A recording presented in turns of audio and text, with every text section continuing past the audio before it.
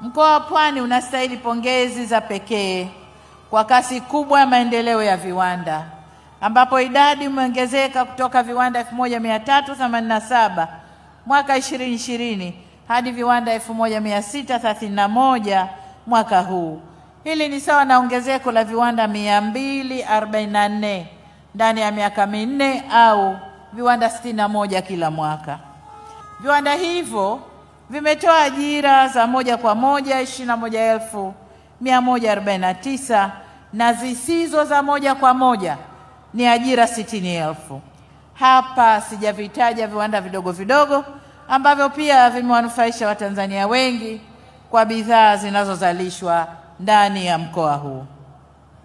Uwekezaji unaofanyika Pwani na kote nchini umeiwezesha nchi yetu kupiga hatua katika mwelekeo wa kujitegemea. Kwa mfano, ndani ya mkoa wa Pwani sasa kuna uzalishaji mkubwa unaotufanya tujitegemee kwenye bidhaa muhimu za ujenzi.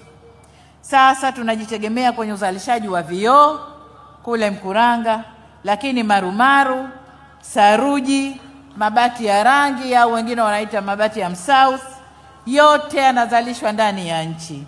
Na haya ni machache tu kati ya mengi yanayoifanya nchi ianze kujitegemea.